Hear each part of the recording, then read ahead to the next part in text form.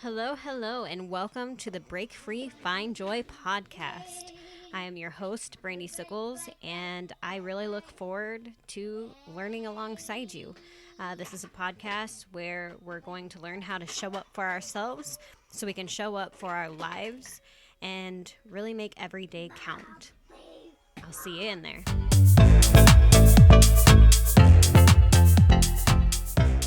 Hello and welcome to episode 3 of the Break Free Find Joy podcast. I am so excited for this episode. I have some notes in front of me, so hopefully that's going to help me stay on track.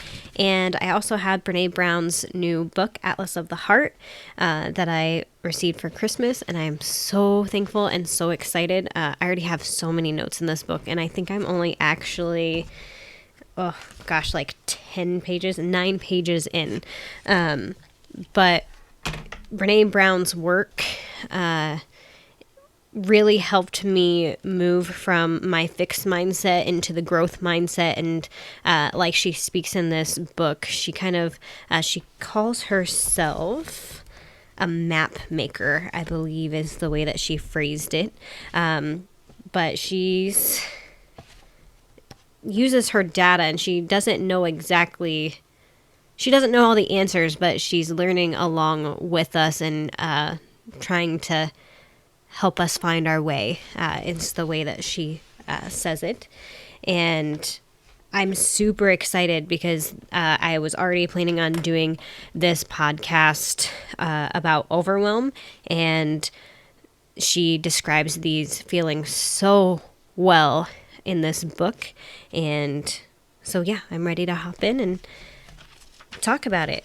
So for me, the steps that I wrote down that are helpful for me is naming it. Once I was able to really name the emotion that I was feeling, which Brene gets into that I'm feeling overwhelmed, it helps my body kind of relax, or it really gets my mindset more into, okay, now I know what this is, and I can start to build things around it to help me to work through it. Obviously, that's not helpful right when you're in the overwhelm. You can't build things that are going to help you navigate it while you're stuck in overwhelm. But once you get out of that state and you're recognizing the signs that send you there, then you can start putting things in place that will help you navigate it, or give yourself space to come out of it. And then learning how to communicate it to those around you. Again, Brene says it so well in the book. Let me see if I can find the quote. The limit of my language means the limit of my world. So when we don't have the language to express what we're feeling, we're paralyzed. She explains it where if you had a shoulder injury and you're in excruciating pain and taking your breath away, but you go to the doctor and all of a sudden you can't speak or point to what's hurting, most people are either going to fall into a pit of despair on the floor crying, or lash out in rage. And that's what I see within myself and some of the people around me who become overwhelmed, but one might not know how, they don't understand that that's what that feeling actually is, or they don't have the language to be able to express that to the people around them, and it ironically becomes very overwhelming. And then also reminding myself that being overwhelmed is an explanation. It's not an excuse. That doesn't mean to shame yourself out of it. I think everybody feels overwhelmed at one point or another in their life, and it's very normalized, and we need to normalize that feeling. But we also need to make sure we're not using it as an excuse to get out of little things. So we want to normalize that it's a feeling, and also normalize working through it and giving ourselves, she speaks about it in here, downtime, or doing nothing, incorporating those things into there, but then getting back into the swing of things, not just saying, oh, well, I'm overwhelmed and leaving it that, but using it as, this is an explanation as to what's going on. These are the steps that I'm going to take to work through this, and then get back on to track of what I need to do. And then I kind of hit on this a little bit before, but after, it's been really helpful for me once I do come out of it to then sit and brainstorm and reflect, okay, maybe what were the signs that I had started to miss that led to me feeling that overwhelmed, and are there, if any, things that I can do to put into place to help manage my responses, especially before I would lash out and get really angry with the people around me. So now, doing a lot of work with this for myself, again, Brene's work has been huge because, like she said, that language, having the words and things to be able to express my feelings to the people around me is so incredibly helpful, because then I feel more understood and seen, and they also can see and be more understanding of what I'm going through in that moment, instead of, like, if they see me sitting on a couch when there's a lot of things that we need to do, instead of asking me why I'm so lazy or something like that, it's been a lot easier to say, I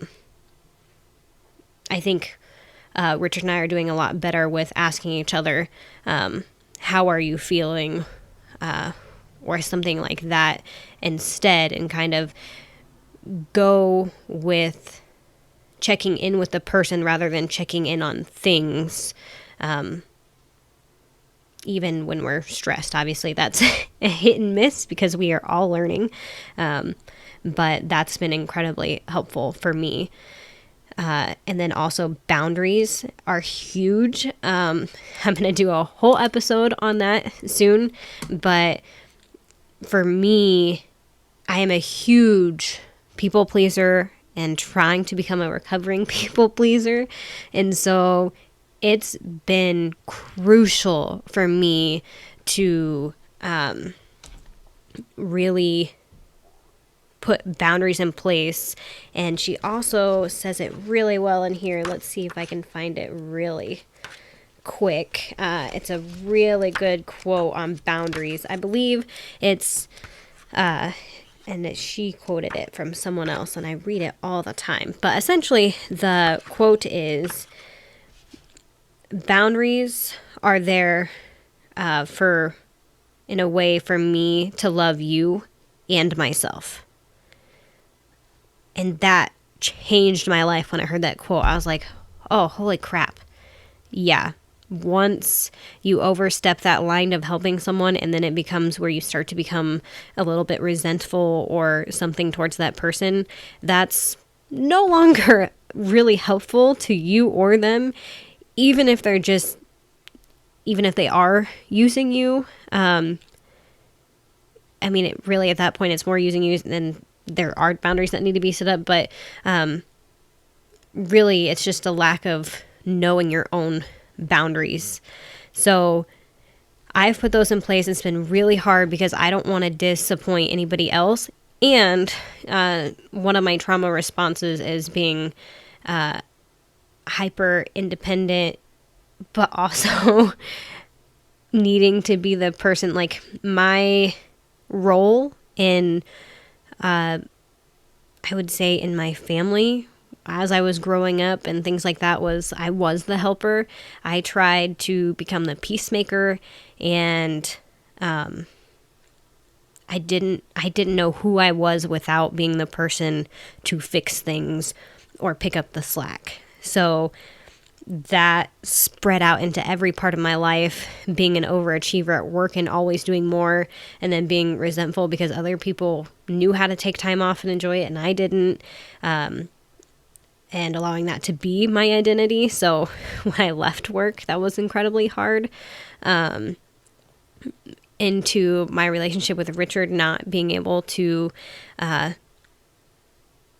if he asks me to do something, my immediate response without even thinking is, yeah, I got it, because one, I don't want to disappoint him, and two, like, that's my role. Like, I feel like, who am I if I'm not taking care of it? Who am I? So putting boundaries in place and being able to recognize, oh no, I don't have to do this myself. I actually have a little paper that I wrote on the fridge to remind me. It says, I am not superhuman. I don't have to do this alone. Or I can't do this alone, and I don't have to. Because in reality, I really do have a great support system. I have a wonderful fiance who does listen to me when I am able to let him know that I need help and what would be helpful. And friends and family that will come step in if I reach out. So I have to have that right there to remind me. And it's super helpful because I'm also an emotional eater. So sometimes I will be going for a snack because I'm feeling stressed, and I'll see that on there. And not all the time, but sometimes it does trigger me to be like, oh, okay, let's ask for help. So after brainstorming what could be helpful and setting those boundaries or other things in place to help you, the next thing is accountability. And this one is huge for me. And I think, I'm not sure, it's been something that's been huge for me for years. I'm introverted, but I really like teamwork. Because I can get off task very easily. So accountability is super comforting to me. One, it makes me feel like I'm not alone because I have an accountability partner. But two, when I have accountability with myself, like, I put things into place, for example, with doing this podcast, knowing, okay, when I missed that second week, that was incredibly hard for me, and I went into a lot of self-shaming. So it just reminded me, okay, I need to put things in place to keep me accountable. I don't know. It's really helpful, and it feels life-giving to me to be held accountable. I want to say it was one of Brene's podcasts also that spoke about parenting and having rules as kids and being accountable for your actions as a child. Like that, it feels like it's a way that parents show love for their child, is keeping them accountable, because that's a really needed, really necessary skill to have as you're growing. It makes your life easier when you're able to take accountability for things. So for me, overwhelm can lead me to feeling like I have no control, or that I absolutely have to control everything, and any tiny mistake, I mean, it could be small, it could be big, no matter what it is, any mistake can feel like life or death. So mapping out what my responsibilities actually are and what I am directly accountable for is really, really helpful. Otherwise, I can, again, because I am a helper and a people pleaser, once I start to feel overwhelmed subconsciously before I'm even realizing it, I start going in, and because I get the quick reward of helping someone else and it makes me feel good, it's really easy for me to start going and helping other people and focusing on other people's emotions, all the while my emotions are building up inside me, until I am completely overwhelmed and I have a breakdown, which it's not helpful. And then support. Again, this one's huge because support is key, yet it's incredibly hard to find. And even, like I said, I have really great support, but it's really hard to utilize it depending on, your personality, whether you're introverted and you don't like reaching out to people, or your trauma responses, if you're like me, where you have hyper independence, or you could be someone who fears rejection, so you don't want to reach out. There's a lot of things that can make it really hard, even if you have people around you who want to support you, if you don't have the language or know what you need. And last, forgiveness, whether it's for yourself or releasing those around you from the expectations that you put on them that they aren't living up to. Anger and resentment take so much energy. And it really needs to be released before you can move forward in a meaningful and lasting way. So those are just the steps that I've found helpful to work through it. I'm still working really hard on this. I wish I did a better job of when I was marking down the things in Brene's book, because she hit on a lot of these, and I have a lot of marks in here that's like, oh, right on it, like crying, laughing, because I relate to this so much. But let me read the she has in her book all these different emotions that they went through, and I just highly recommend this book, especially if you are wanting to learn your emotions better.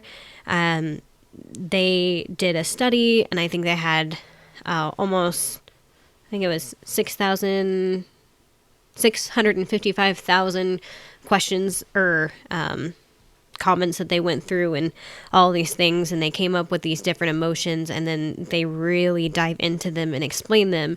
And they also put in other ones that are close to it that help you understand the meaning. One of them is that surprised me was jealousy versus envy, and realizing I use those. I don't use those correctly.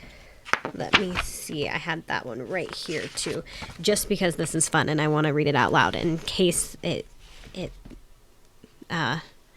sparks interest for somebody else. But envy occurs when we want something that another person has.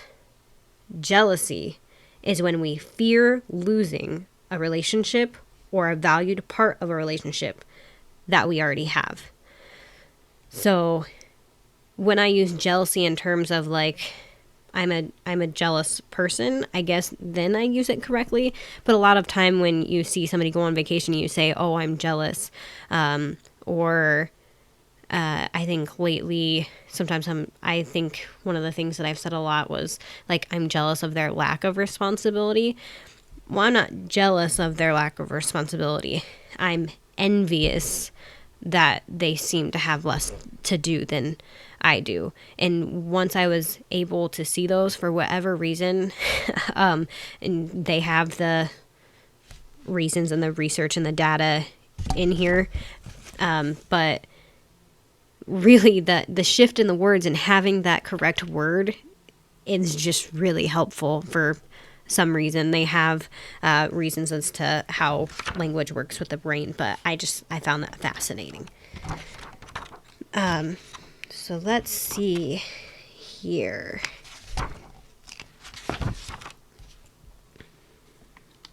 And I love that she talks about in this book being in the service industry, being a waitress, or in anything in a restaurant.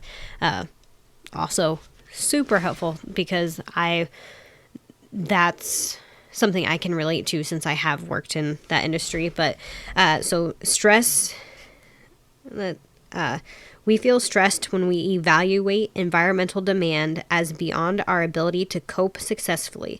This includes elements of unpredictability, uncontrollability, and feeling overloaded. And something that she said that really struck me was I always assume that my emotions responded to my body freaking out, but really my emotions are responding to my thinking assessment of how well you can handle something.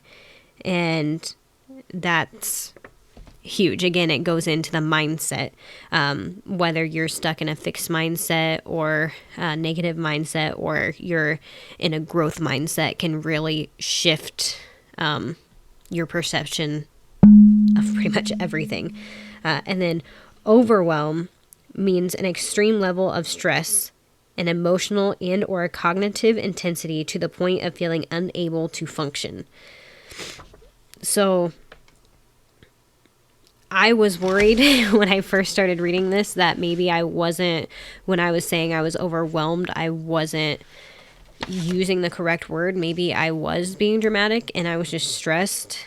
But once you get to the point of being unable to function, yeah, that's the part that gets me. And the Webster Online Dictionary says completely overcome or overpower by thought or feeling. It leaves us completely unsure of what to do next, even when people ask, how can I help? Or what needs to be done. So that's huge for me, and for a lot of people who feel overwhelmed. There's a meme going around that talks about it, like, how am I supposed to explain, or oversensitivity is being oversensitized is hard to explain. How am I supposed to say that I'm angry and I can't focus because the washer's going and I can feel my feet too much? Just being oversensitized, how am I supposed to explain that? And that's very similar to feeling overwhelmed. When you're in that state, you can't verbalize it correctly. You literally, the thought of, for me, somebody asking me, what can I do to help when I'm overwhelmed, makes me so mad. She said, Brene says it great, and it just cracks me up because I relate so hard. It says, this is when I can get really crappy and think to myself, well, if I had the wherewithal to figure out what comes next and how we need to approach this, I wouldn't be walking around in circles, crying and talking to myself. Like, yes, yeah, that's exactly. I get very snippy and rude,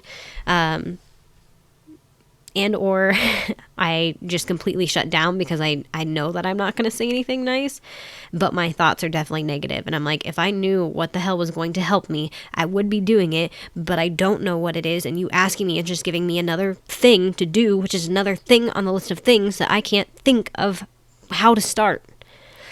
And it's just so nice to know that someone as successful as Brene also struggles with these feelings. And that's why I want to make sure that other people know, like, I am super excited to be doing this podcast.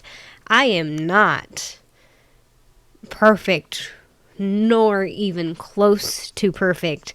I'm just trying to figure this out and let other people know you are not alone.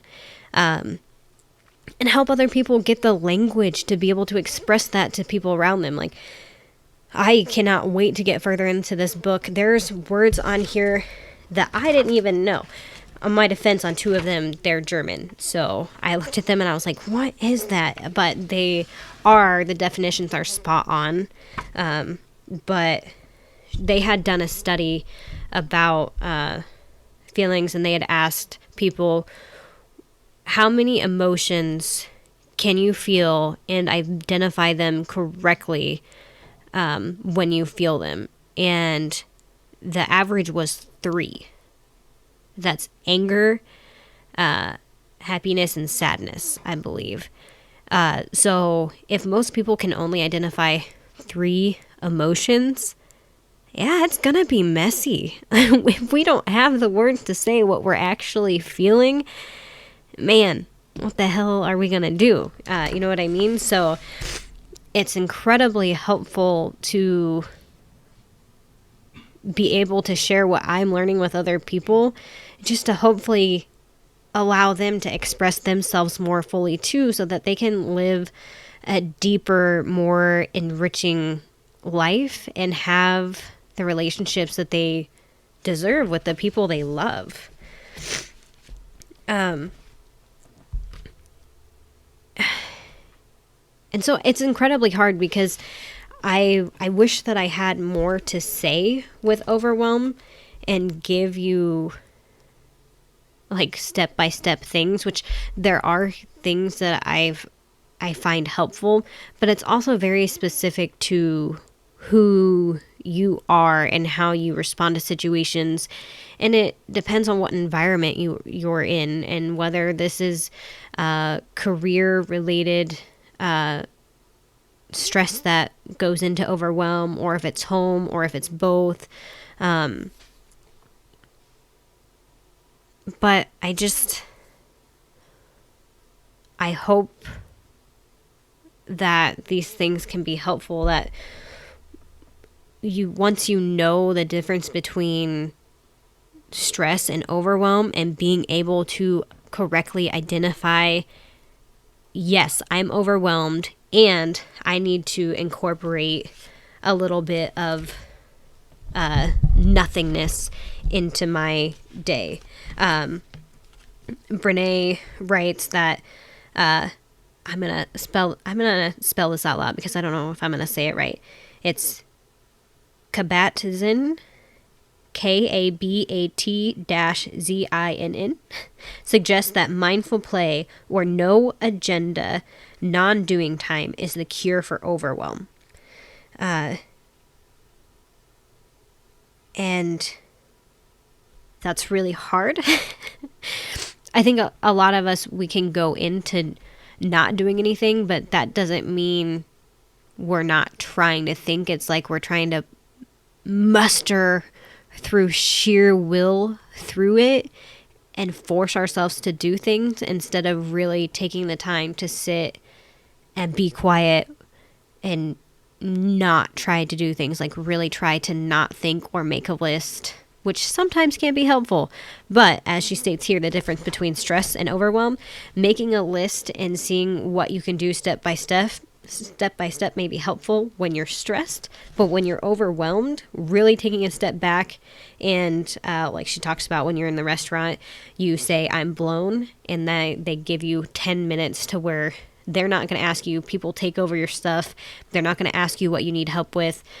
They send you out. You either go outside or you go into the freezer and you can scream or you cry, whatever.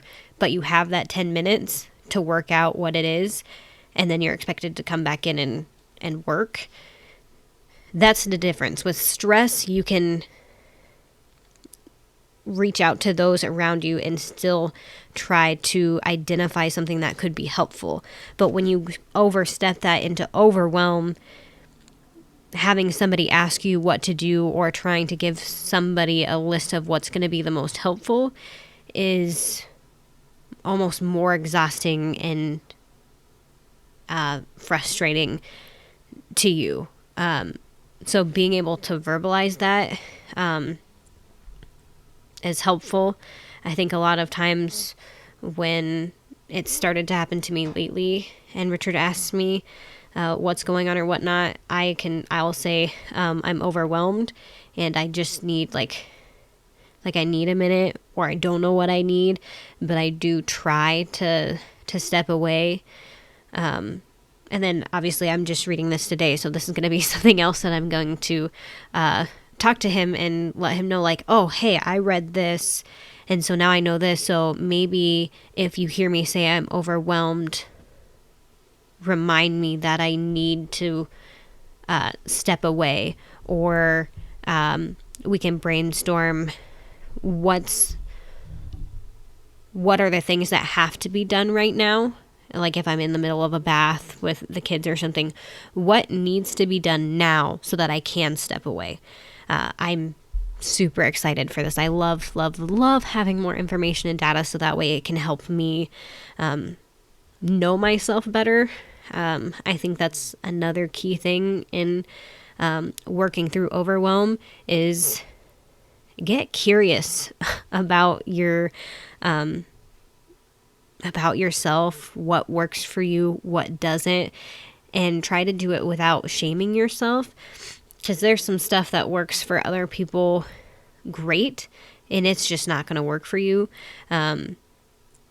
Some people are really good with organization, and or they used to not be organized, but they found a system that really worked, and that's awesome, and I'm happy for them. For me, I've tried so many different organizational things and tried to make my brain work with it, and it just it's makes me feel worse about myself and stresses me out more trying to learn something and do something that doesn't work for me than doing it in the way that does work for me, even if it's not pretty. That doesn't mean, there's a fine line that you need to work through something and see if it works and give it a chance, but it's also okay to let it go if it's not working for you, even if it's just to let it go for now, because it might work for you later. There was a time 7-8 years ago that I was not in a place like I would have heard. If I heard myself talking right now 7 years ago, I'd be like, yeah, okay, that's easy for you to say. You don't have all the stresses that I have. And I was young and just felt, again, I had a lot of negative emotions, and that took up so much energy that I couldn't even try to process or try to set myself up for success. So really being curious, seeing what your obstacles are, and then trying to set yourself up for success. And it's hard. It is hard work. I am not saying that this is easy by any means. So just know you're not alone. It's not easy. And feel free to reach out and let me know that this sucks because it does. But when you take that accountability and you take back that control, man, it is so incredibly freeing. Let's see, I think there's one more. I would have to look it up. We'll leave it for another one. But yeah, I hope that was a little bit helpful, or informational at least, to know some tips of what somebody else goes through. And I really do think it's key, like Brene said, having the language to express yourself and to say. It is really hard when you are in the thick of it. But I wholeheartedly believe that if you get curious and you're paying attention to yourself and you're doing the work, having the language as you're starting to feel that overwhelm, and then being able to talk to the people around you and have that language to say, I am feeling overwhelmed, and this is what I need before you hit the thick of it. It is life-changing and incredibly helpful. And you're not going to get it perfect every time. I think I mentioned it in the last episode. I had just 2 weeks of incredibly difficult emotions that I went through, and a lot of the shit that I learned went out the window. I want to say it was the last episode of the sister series for Brene Brown on Unlocking Us, where they went over Atlas of the Heart. It was the last episode where they took questions from their viewers or whatnot. Brene and her sister spoke about that, and just, again, using the language to say, like, hey, everything that I know is going out the window right now. Like right now I'm 16 and I just want to run away and blare music in my car. That's where I'm at. And that, again, is super helpful just to let somebody know where you're at. Like, hey, right now I'm not going to be able to tackle this, and we have to table it and we'll come back to it, but I just cannot do it right now. And learning how to do it in a way that's respectful before you blow up. Because, again, that is something that I struggle with. And sometimes the worst thing that I do is I shut down, but I internalize all those negative feelings and I never release them. So then every time I'm around the person or in a situation, I have that negative energy there. So being able to step back before I get that angry, and then making time to have that last piece of forgiveness, to forgive the other person and or myself for any feelings, emotions, or situations that come up, has been incredibly helpful. And it's a learning journey. And again, I'm just so thankful for Brene's work, Justin Baldoni, and his book Man Enough. It really goes into some of, again, just talking about the languages that are helpful and really how connecting to his emotions and being able to identify them correctly is key. So that's another one, especially for the men in my life, that I highly recommend. Yeah, and I mean, there's tons of resources out there. So again, curiosity, reach out and find a voice that you connect with, and just do your work, whatever that looks like for you. It's going to be different for everyone. I'm not sure, other than maybe one other person in my life, in my circle. None of them are like super into Brene Browns' work.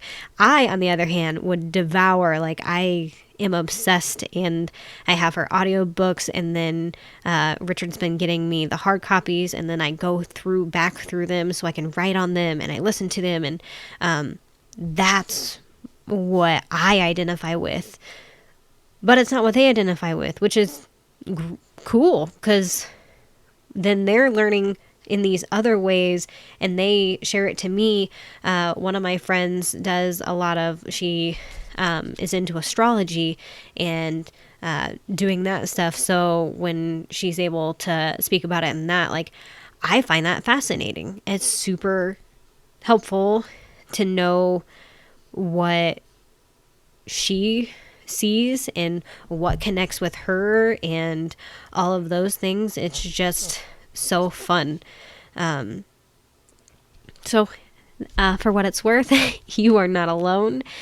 You're not doing it in the wrong way, unless you're just not doing it. And even then, I mean, I get it. I was there for a long time, and you might listen to this now and it might connect, and it might take you a few years before you're ready or able or have the support to be able to move forward. And that's okay, because we're all human, and, you know, we're learning, and it's hard.